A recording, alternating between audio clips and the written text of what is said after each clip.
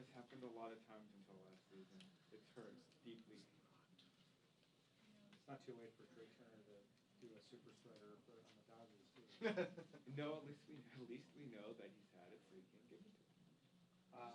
I believe that we're learning on that. Didn't he have it As long as once he earlier? isolates, like, I don't know. There was a rumor that it was him that spread it Yeah, the I kinda opening saw at that. the very beginning of the season. Oh, there was? Yeah. The Dodgers have one of the highest vaccination rates of all the major leagues. I think they're all vaccinated, but not all of them.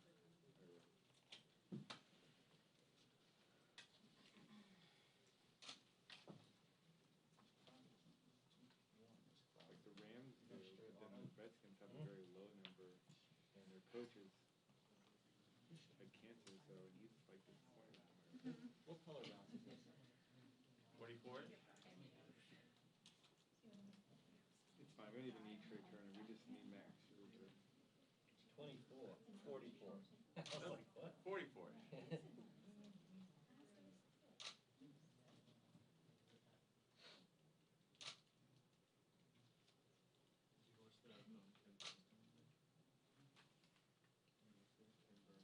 Looks like auto to me. I don't know about your crazy Nikon. Yeah, I don't know either. I think I know by now. I usually do cloudy. Cloud. It's a little warm. It's a little cloudy. I'll bring it back. Okay, sorry, all the 2-minute warning was definitely premature. They're still talking. I'll give you a heads up. Okay. Thank you. They're all Brad. there. We appreciate it.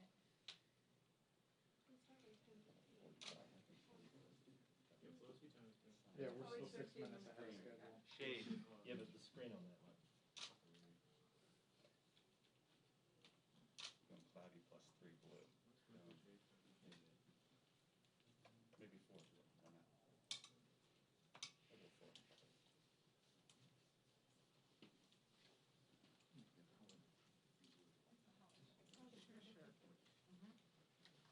Sorry. Yeah.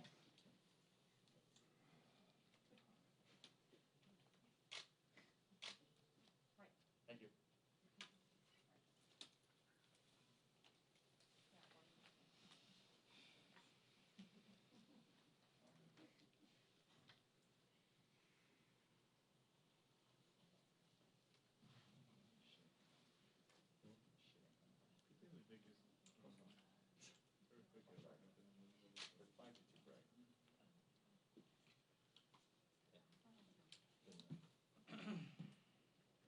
When did that happen? Oh, we did. So what's the price? Yeah, you can see it. Oh, you can? Yeah. Okay. Yeah, it's not. It didn't happen on 14th Street, so I don't know. Will this brighten itself automatically when you're outside? Yep. These mics are live. Auto brightness. And you got the old line. Dillingham, Alaska. That converter's fine. Turned into Gay Lounge.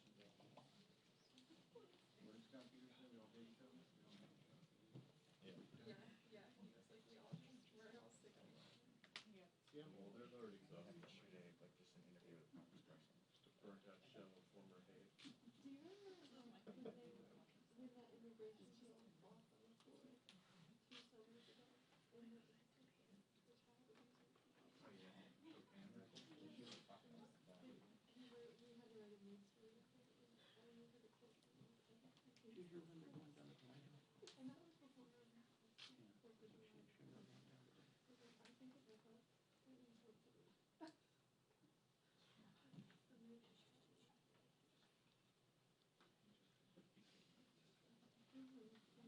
Jason, you when the I don't speaker. know what time they're going. I asked, but I don't know.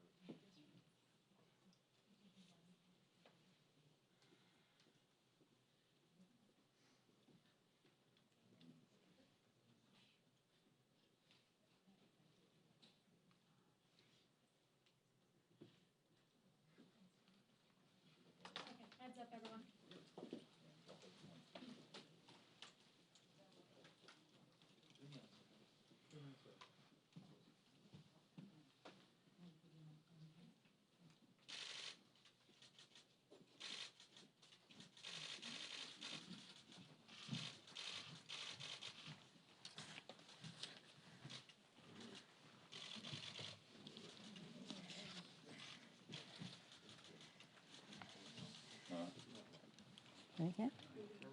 Good morning, everyone. For us, this is a day to acknowledge great accomplishments for the American people. When American people voted for a Democratic White House and a Democratic majorities in the Congress, we promised help is on the way. And now help is here. Democrats have been living for the people to build back better, passing the American Rescue Plan to crush the coronavirus and defeat the economic crisis, including with the Biden child tax cut. Biden tax credit for some, it really is a tax cut for all.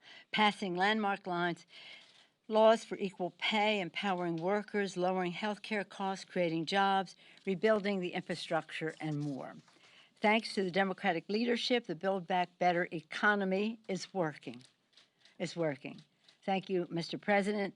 Jobs are coming back, going from 60,000 jobs every month to 60,000 jobs every 3 days. 30 days, 3 days. And 1/10 the time, 60,000 jobs. Wages are rising, pay checks are growing at the strongest rate in 15 years. The economy is booming. Yesterday, you saw the economy grow at the fastest rate in nearly 40 years. Families are benefiting. Poverty is set to be cut in half this year, with the share of Americans living in poverty set to reach the lowest level on record.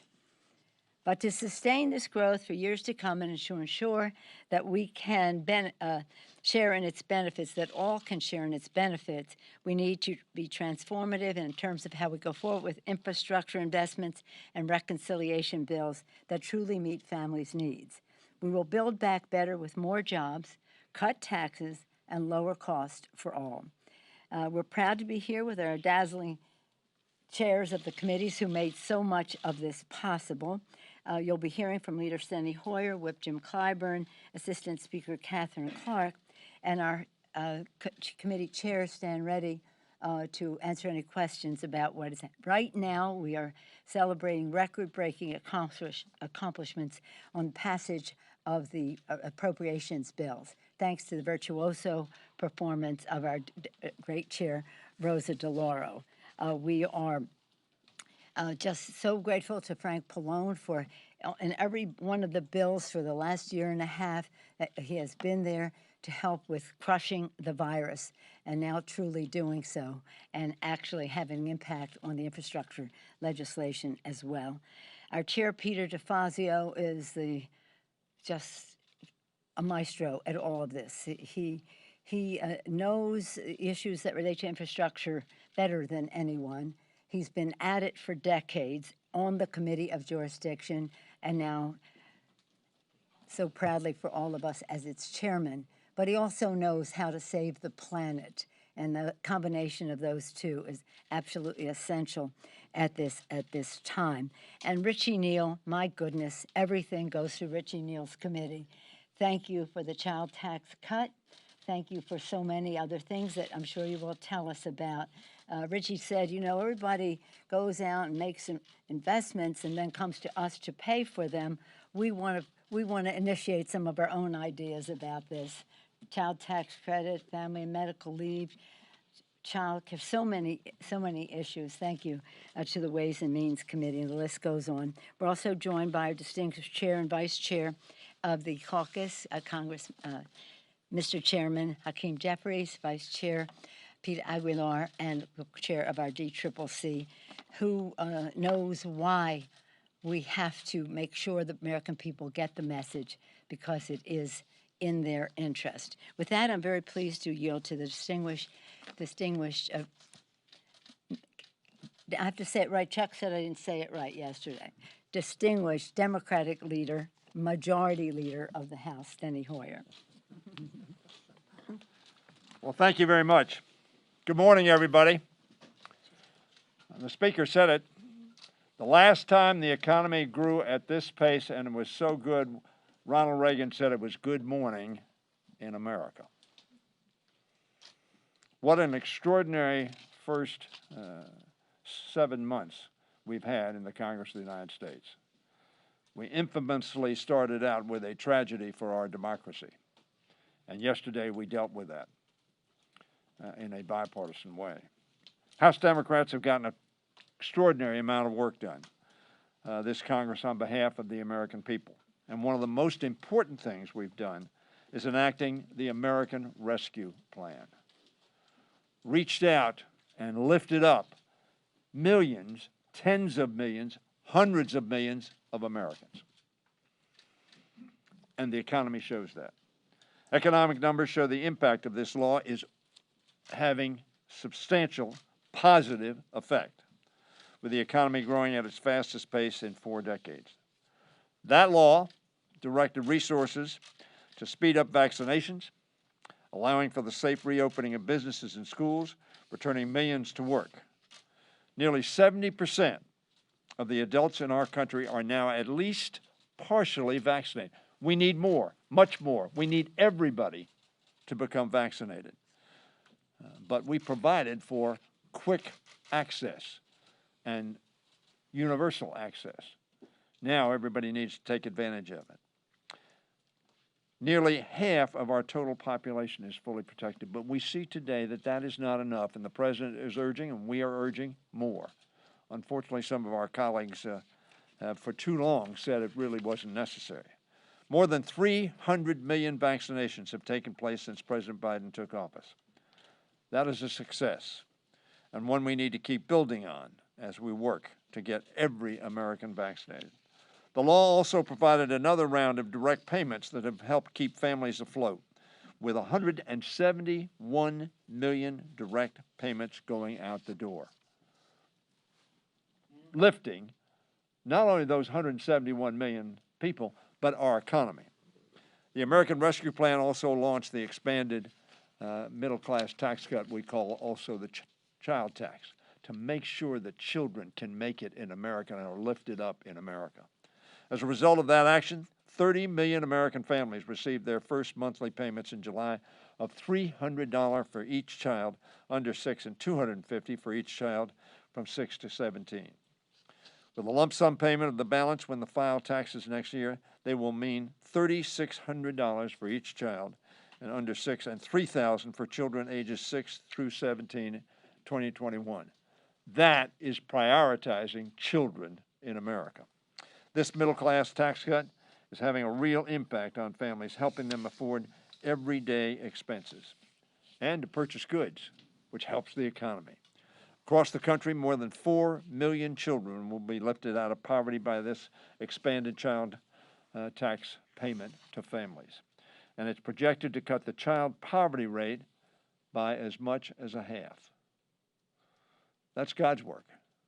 It's the people's work. The American Rescue Plan with the child tax credit is making a transformational investment in the lives of children and the families across America. I'm extraordinarily proud of what we've achieved.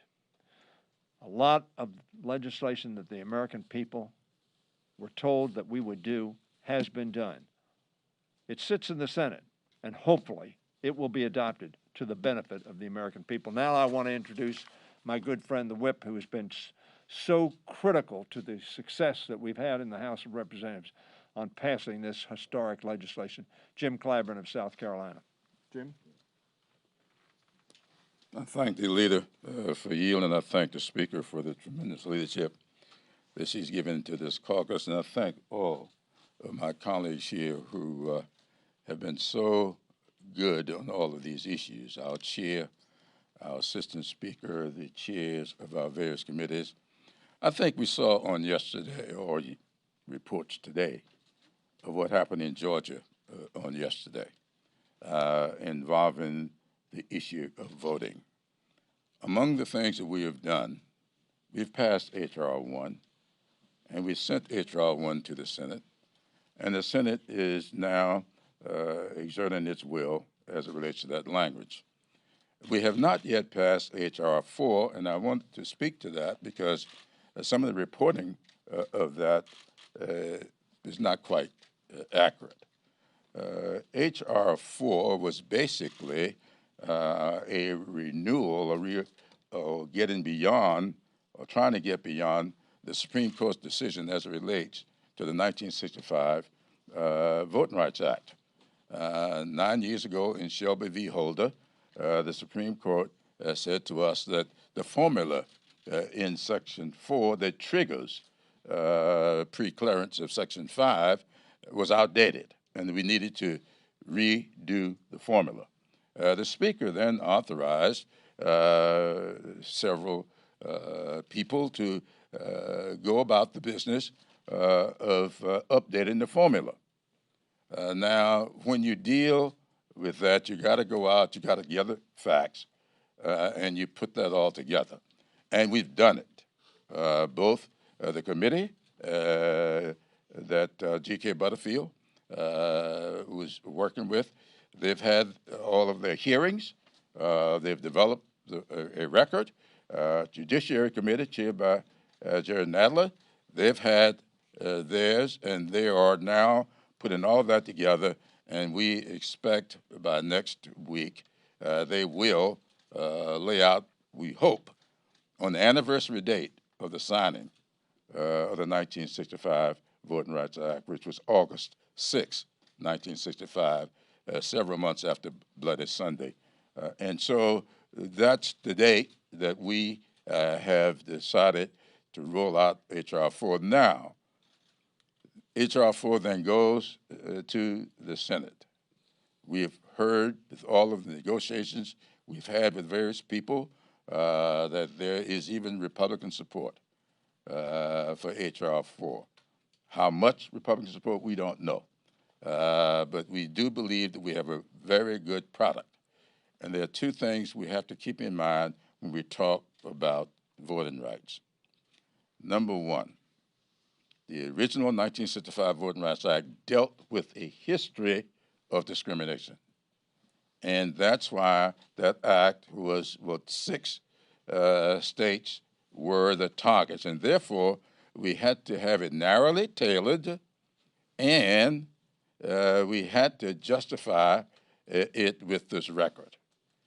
However, there's tremendous sentiment in our caucus for expanding pre-clearance to all 50 states. And that is because 48 states have either proposed or passed. 48 states have proposed, and I think 28 states have already passed restrictive laws, which means that a lot of those states would not be covered because they do not have a history of discriminating. They've just taken that on as a new place to be when it comes to voting. And so we have to be prepared for a state like Pennsylvania that is expressing some onerous ideas about voting going forward. So I am very pleased with the work that we've done with H.R. 1 and with H.R. 4. I think that we will have a product going to the Senate by next week at this time that will meet the tests that are required. And with that, I'm pleased to yield to the Assistant Speaker, Ms. Clark. Thank you, Whip Clyburn, and thank you, Speaker Pelosi and Leader Hoyer and the incredible leaders behind me for delivering these historic and life-changing wins for the American people. This week, ably led by our chairwoman, Rosa DeLauro, House Democrats passed 9 major funding bills that not only confront the challenges that we face, but will build a more equitable and sustainable future. This bold funding package puts American families front and center, exactly where they should be. We're making health care more affordable and feeding hungry children and families. We're getting people back to work and creating thousands of good-paying green jobs with investments in clean energy and science. We're tackling the housing crisis through 125,000 new low-income vouchers. We're acting to prevent domestic violence and helping survivors and confronting sexual assault and harassment in the military. We are making unprecedented investments in our children and childcare, including Head Start. And for the first time in decades, we're standing up for health care for all women and their constitutional rights by repealing the Hyde and Helms amendments and global and domestic gag rules. The last 18 months have been so challenging. I don't have to tell anybody about that.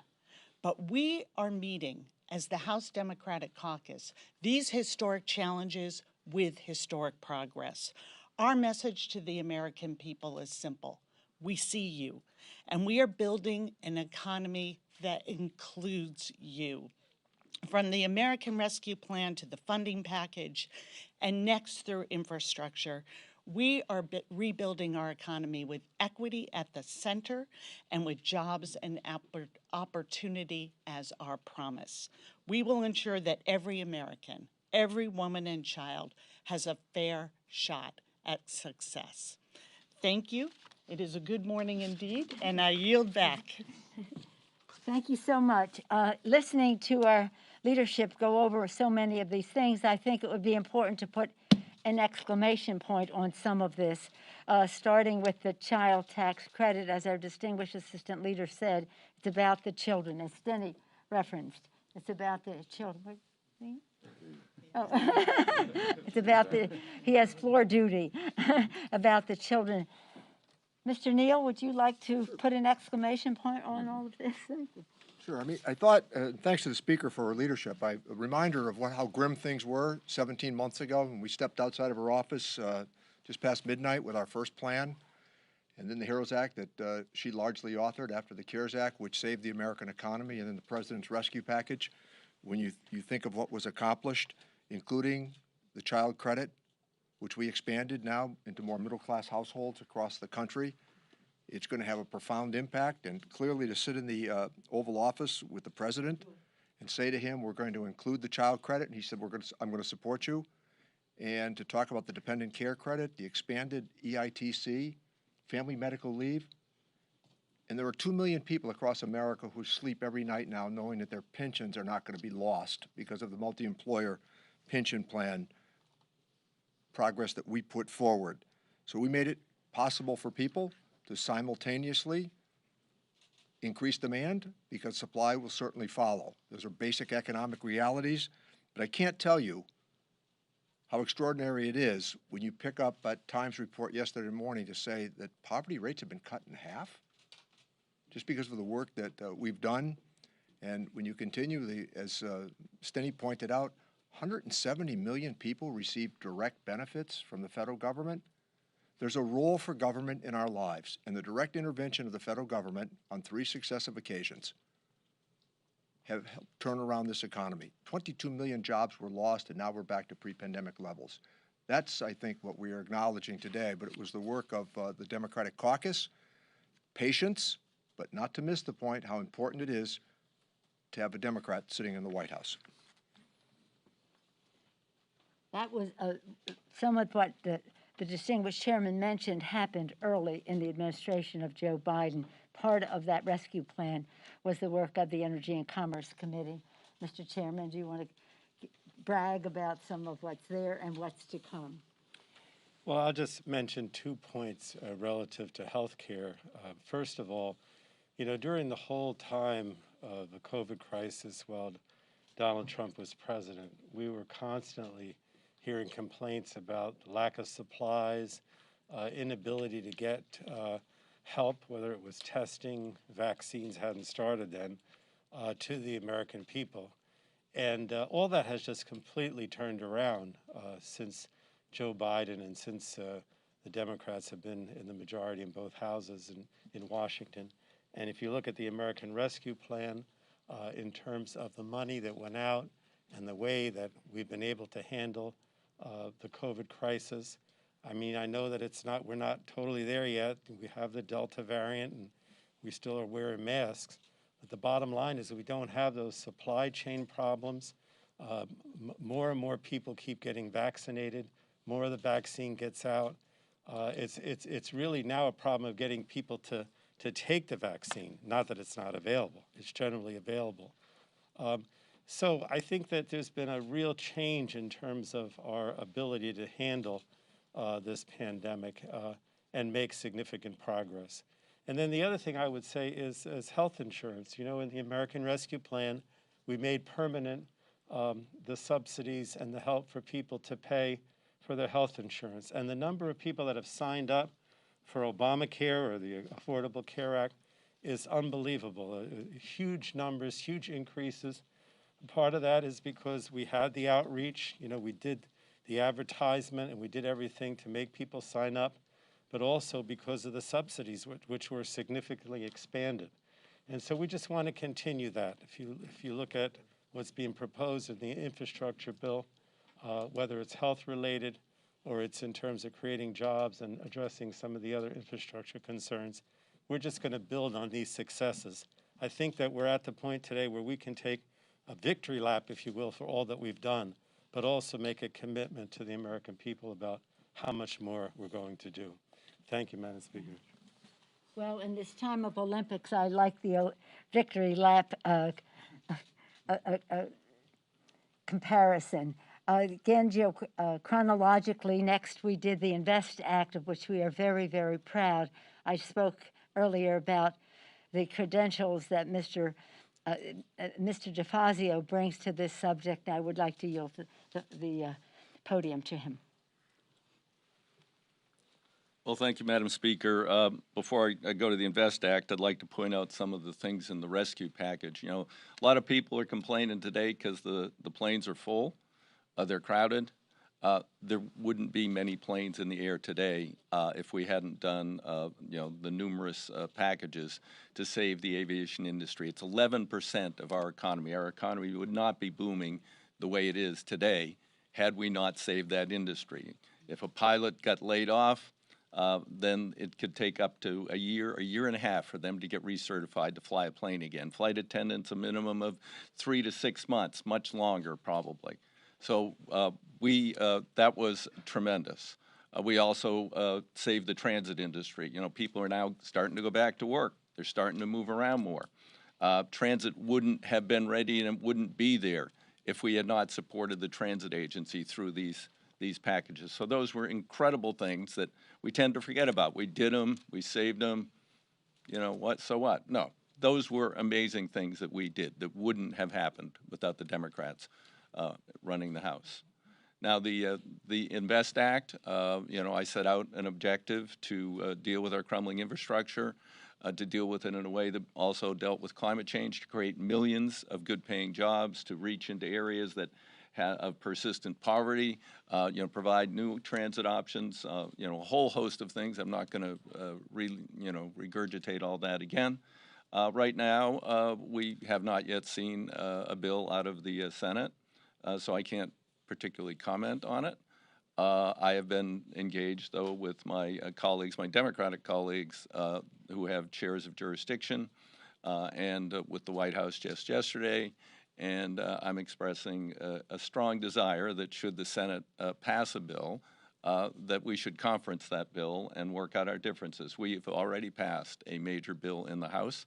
It has all the objectives that the President and the White House set out for me, and I want to make certain that they're in the final package. So that would best be accomplished through a conference. Thank you, Mr. DeFazio. And now, up until last night, we were on the floor with our appropriations bills. Mr. Hoyer, Mr. Clyburn, Ms. Clark, and I are all appropriators, so we have some good judgment about how to pass an appropriations bill. Rosa DeLauro set a higher standard than we ever knew, and we thank her, Madam Chair. Thank you. Thank you, Madam Speaker, and thank you very, very much for your leadership and our work together with regard to appropriations. And I say that with regard to all of my colleagues as we've made our way over the last several months, in the last 17 months. Just to say a word before appropriations, it's really thrilling that with your work, Madam Speaker, and the work of Chairman Neal, that we have a child tax credit that is going to be a lifeline to the struggling middle class, as well as lifting 55% of children out of poverty in this nation, and that is a transformation. And it is Social Security, as you've quoted, Madam Speaker, Social Security for children. And we could do, well, we can do more. We need to make it permanent, but there we go. But I'm very, very excited about, we passed 9 appropriations bills. And in addition to that, the security supplemental bill. So, and the focus of those bills was to make America stronger at home and again respected in the world. And this is, we looked at what we needed to do and looked at what the state of our country was, and decades of disinvestment, devastation from the pandemic. And the time we believed was now to reinvest in the American people. And the bills make historic increases in critical funding with the goal of creating good-paying American jobs to grow opportunity for the middle class, for our small businesses, and to provide that lifeline to working families and to the vulnerable. I may add that I'm also very, very proud of the work that was done, and I might add in a bipartisan way, on community projects. We're bubbling up from our communities, where members sat with their city councils, they sat with their nonprofit groups, and they came forward with the kinds of critical needs that we could try to address through this process, and it happened. We have made investments in education and nutrition, rural and underserved communities, rebuild the nation's infrastructure, confront the climate crisis, again with regard to good-paying jobs, protecting our democracy, looking at the disparities, advancing equal treatment for women, fostering a brighter future for the people in this country. And we have reinvested in diplomacy and development and reasserting American global leadership. So our caucus has demonstrated tremendous leadership in passing these very important bills, and I look forward to work with the Senate so that we can enact them into law. And with that, I yield, Madam Speaker. It's important to note that for, 10 Congresses now, 20 years, Rosa DeLauro has been introducing the child tax credit legislation. And so,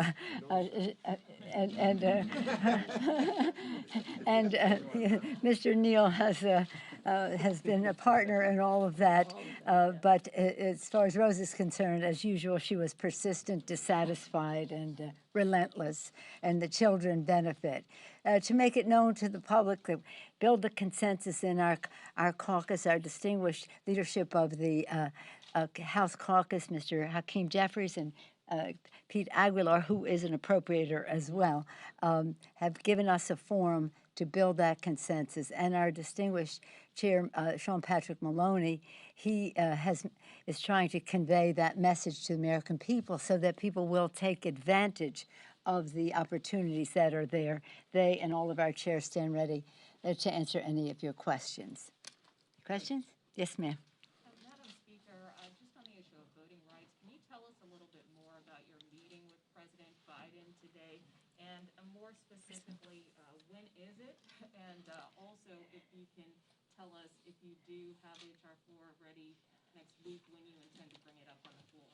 Well, Mr. Clyburn has addressed this very thoroughly because, thank you for your question, this is of the highest priority for us, the sanctity of the vote, the basis for a democracy, and the assault on the democracy that is being perpetrated across the country and states across the country to suppress the vote in a way that just undermines the strength of our democracy. I have not seen what has been my understanding is there's something that the Senate has put together. I myself have not seen it because I was doing our other work, and I will see it. Our hope with the well, we'll see. It's the president's meeting, and so it's his agenda. But it is well known to the administration and to the United States Senate that the H.R. 1 is essential to us in the House because it is fundamental to our democracy. Mr. Clyburn, I think, went into some detail about what August 6th is. It's fraught with meaning as the anniversary of the first Voting Rights Act being passed in 1965, and that our goal is to be ready with something. What happened was that the Supreme Court said that as Mr. Clyburn mentioned, that we had to have our formulas updated. We didn't think so, but they're the Supreme Court, so we wanted to make the next presentation of the bill ironclad constitutionally.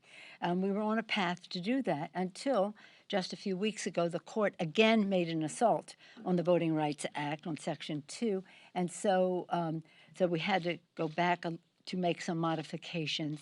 I feel confident that we will be ready. As soon as ready, we will bring it to the floor. Yes, sir. Madam Speaker. These seats here have some kind of advantage, so you all should know that. No offense to anybody back. Madam Speaker, should immigration reform... Excuse me, sir.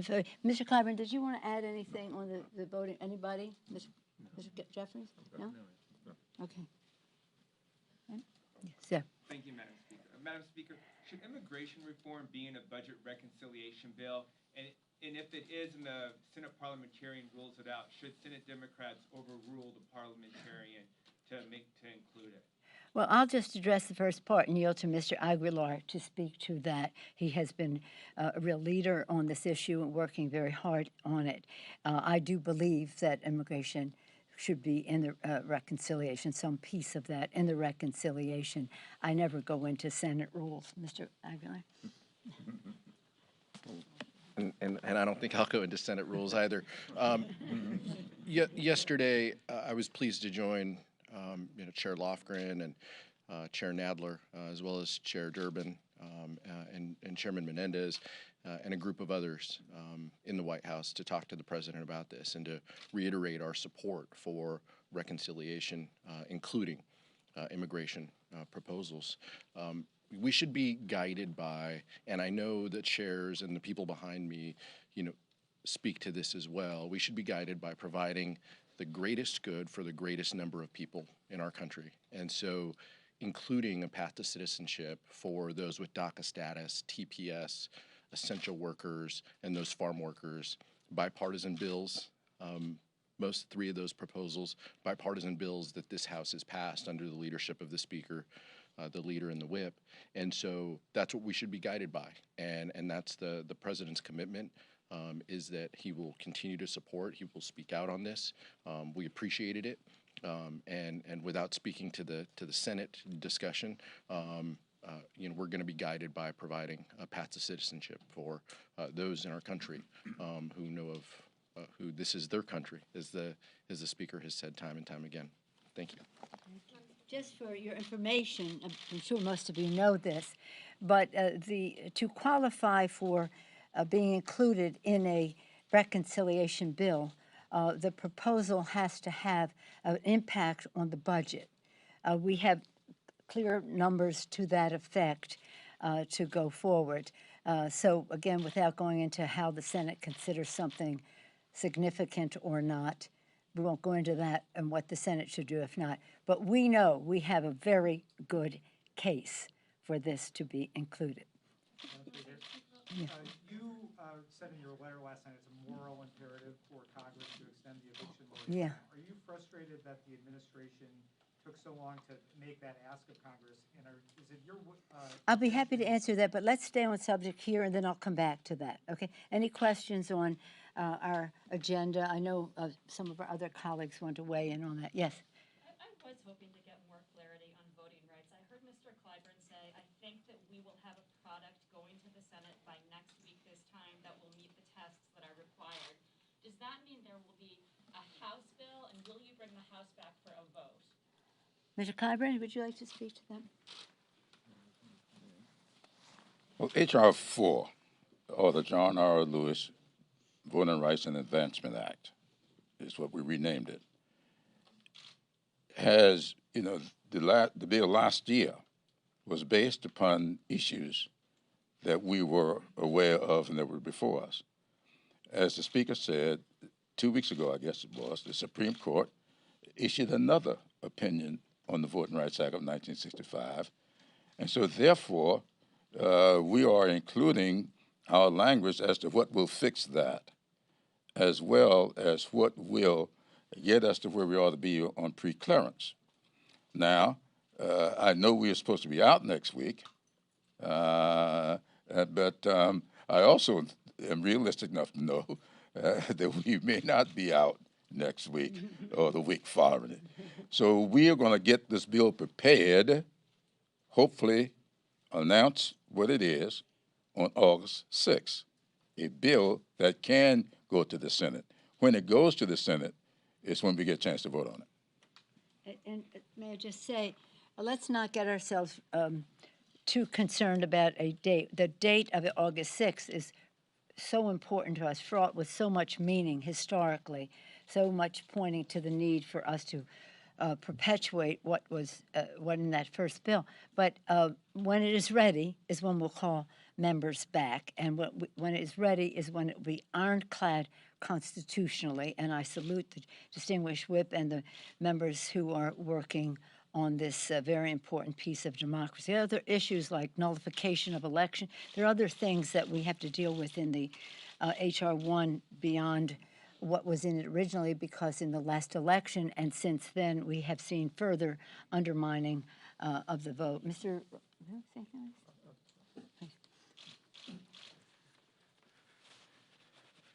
Well, we're going to continue to move forward. Thanks to the leadership of Speaker Pelosi and Jim Clyburn and others in addressing the attack on democracy and the voter suppression epidemic with the fierce urgency of now, including dealing with the most recent Supreme Court decision, as the Speaker and the whip have illustrated. At the same time, we're going to continue to make tremendous progress for the American people. The Biden economy is growing at the fastest rate in 40 years. Millions of good-paying jobs have been created. A massive middle-class tax cut has been enacted. Democrats are doing our damn thing. And we're just getting started for the people. Thank you.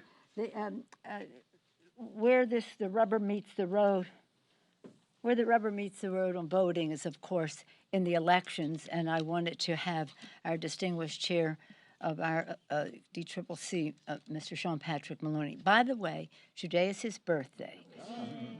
He's 55 years old. I told him this morning in a conference that we had with the members that in the casino, 55 is called hardway 10. Anybody of you go to casinos? No? Any of you go to casinos? Hardway 10, because you can get a soft 10, 6 and a 4. There's a 6 and a 4 on each die. There's only 1 5 on each die. 55, hardway 10, happy birthday, hardway 10. It's hardway 10, but a glorious cause for celebration for the rest of us. Mr. Sean Patrick Maloney. Just when you think you don't know every wrinkle of the Speaker's extraordinary talent. When I think of the Speaker, I think of being on a heater in Las Vegas, yeah. But I have now discovered that the title of the book we're going to write together on why we won this election. It's going to be called Hardway 10 for the American people. Well, look, you've heard my colleagues speak in detail about how Democrats are delivering strongest economic growth in 40 years, a middle-class tax cut, giving families back their own money to help families, and an infrastructure plan. Investing in American infrastructure to bring our jobs back, grow manufacturing, stop sending jobs to China, be less dependent on foreign energy, and grow this economy even more. And the only point I'll add to what my colleagues have said is that every Republican voted against the economic growth plan that is producing the greatest growth in 40 years. Every Republican voted against that expansion of middle-class tax cuts that is giving families their own money back. And we're going to find out where they are on infrastructure. And so while Democrats are delivering, the Republicans have told 2 dangerous lies. These are the evil twin towers of deception. A lie about the election, which led to the attack on this Capitol, which they are now trying to ignore, and a lie about the vaccine, which is making harder our efforts to end this pandemic and get our lives back. The Republican Party has become deceitful and dishonest, dangerous and divisive, but Democrats are delivering. Thank you. Thank you so much. Any other questions on the great accomplishments of the Democrats in the first 6 months, 7 months of this year? You had one, right? Yes, Madam Speaker, I wanted to go back to the question on eviction moratorium, where the Supreme Court, ruled a month ago that Congress could act, to take action on extending that eviction moratorium. Why is this action only coming now, the day that the House is supposed to leave for 7 weeks? Okay, are there any, I'm happy to come back to you, on this subject that we're here for? On the child tax credit, are you confident that there will be an extension of the tax credit in any reconciliation bill? And would that be through 2025 or a permanent extension? And would that come with any additional aid for the IRS to implement it since they struggled with it? I can guarantee you that IRS enforcement is going to be in the next package. Any one of my constituents, if you said to them, if you spend $40, we'll give you $140 back, my constituents get it. And what's happened is that the IRS no longer has the capacity in terms of technology and or man and woman power to do the sort of sophisticated audits that are now required. I heard a statistic the other day I hope you'll all zero in on, which tells the whole story. The compliance rate in terms of tax reporting in America generally hovers between 82, 83, 84, and a good year, 85% of the American people, they pay their taxes. For wage earners, because of withholding, it's 99%. That's the difference. So for those of you who are paid in wages, like I know most of you are, it's easy. The IRS collects. But now it's more sophisticated avoidance, and in some offshore addresses, it's about evasion.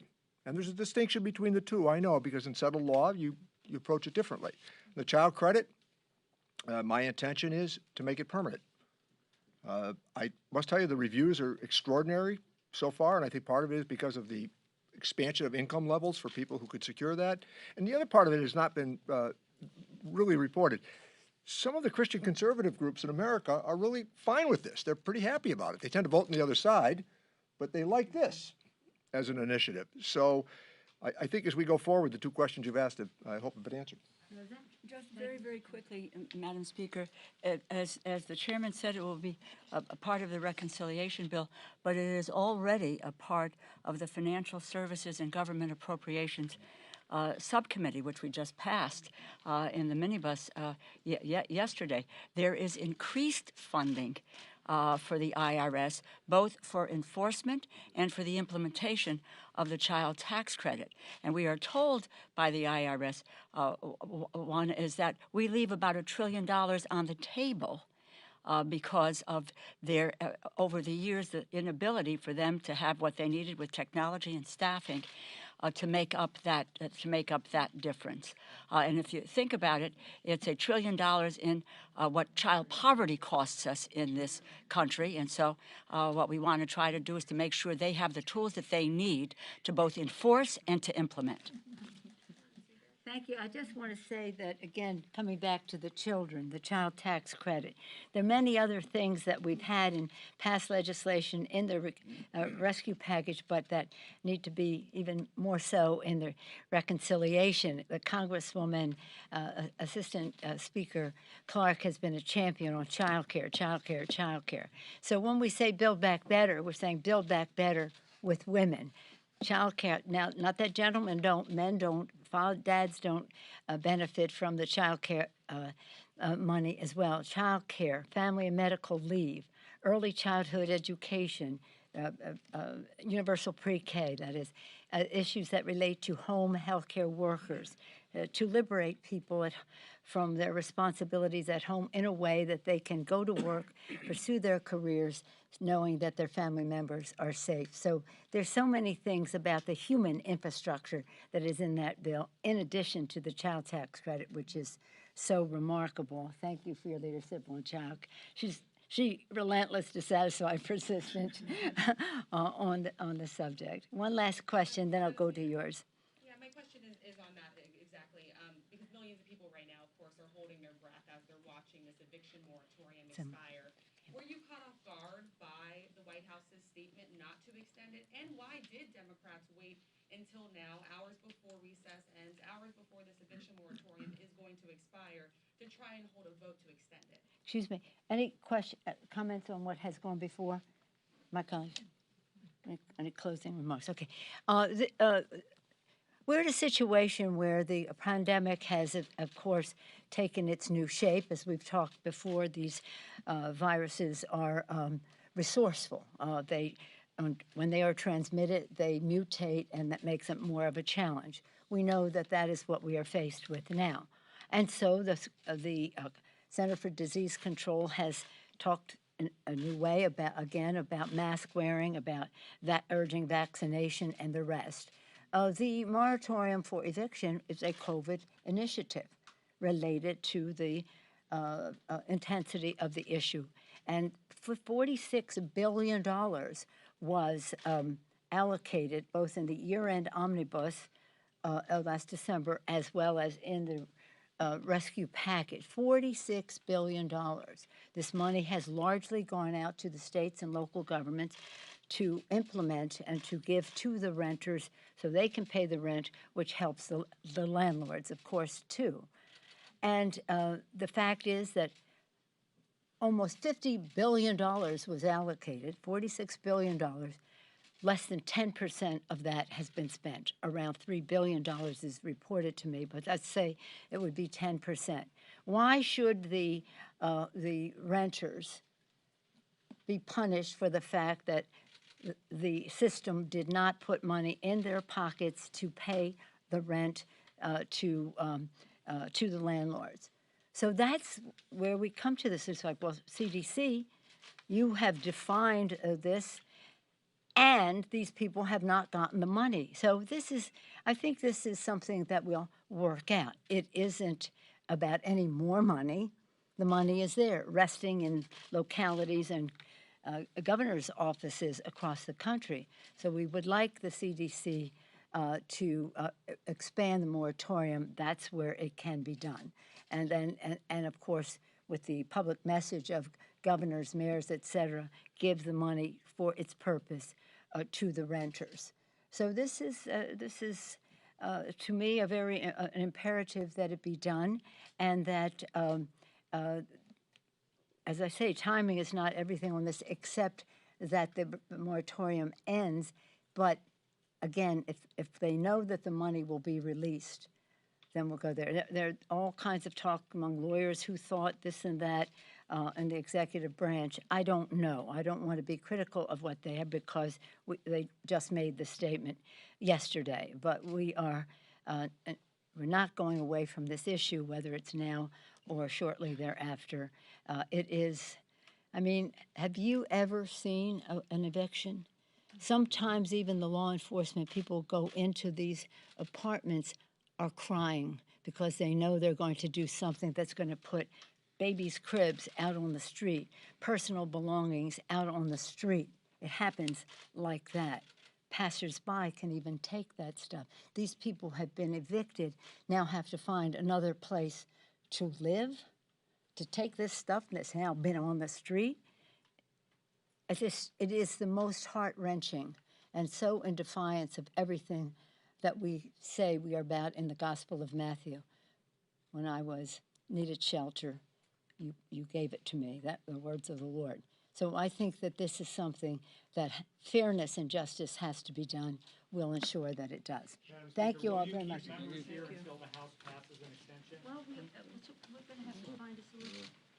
Today, Madam Speaker, do you think the administration can extend it? I think this is